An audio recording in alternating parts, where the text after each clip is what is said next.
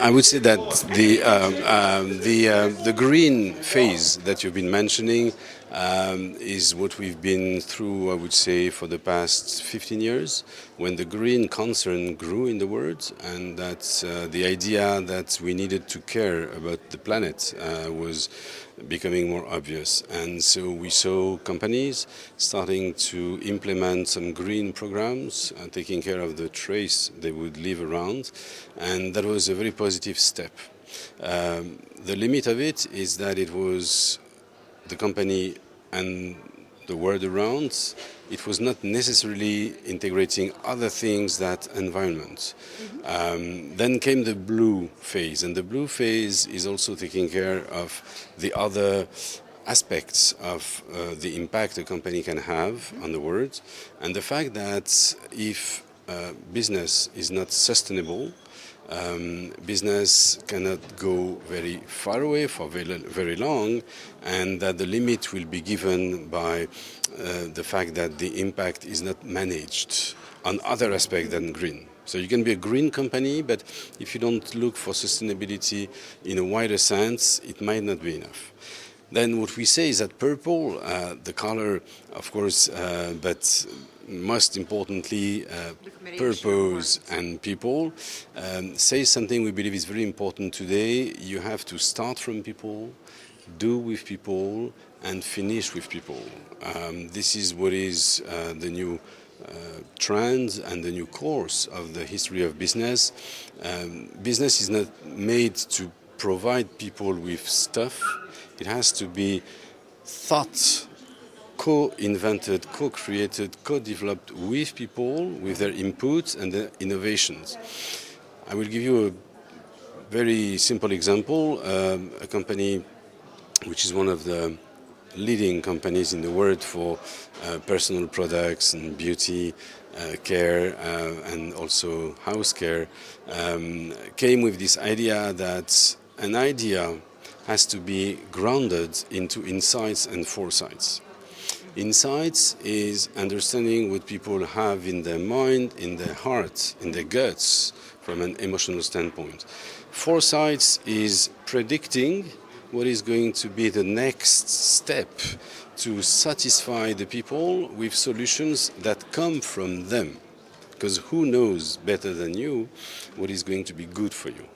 So the purple sequence or new vision is to say that you will do something which will be far more sustainable if it is coming from the people, developed with the people, and at the end, of course, satisfies people's expectation. We are coming back to the people that probably were a little bit forgotten by 40 years of what we call the consumption society. In the consumption understanding of society, companies' products are thought, developed, offered, promoted, monetized, and happily, sometimes, maybe, it will fulfill people's expectations. It's beyond needs, values, and care. Care for my needs, but care for the other needs, care for the planet and the world around. The fact that companies now, when they are producing soft drinks in the world, are taking care of what is in the product. Too much sugar, obesity, problem. Plants, what sort of footprint do they leave? Are they also dealing with communities? Is it good to have a company somewhere in the world which is producing something in the total ignorance of the communities around? We should integrate communities. So, yes, you are perfectly right, and the key word is integration.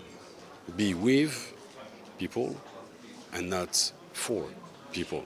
It's a good growth. That is a growth which is, again, being to be sustainable, of course, financially, because, as we said, if you're not producing growth and profits, you're not going to produce the money you need for investment and development.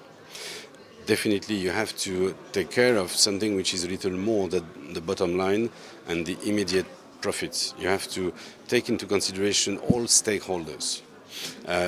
Basically, if I was to sum up the movement over the past 10 years, we moved from a classical Anglo-Saxon conception of shareholders first, to a conception in which it is stakeholders first, all of them, including shareholders, but including employees, including partners, including all the social agents that play a key role. Can PurPle be the solution, not just in business, but in life? That would be wonderful. It may be a secret hope. It is definitely the energy which has been our energy when developing this proposition. Because we made it with people, listening to people. We are in an age of marketing as listening. Marketing should not be deciding, should be listening, and then should be co-generating solutions that are good for people and that are good for the world around. So yes, this is the evolution.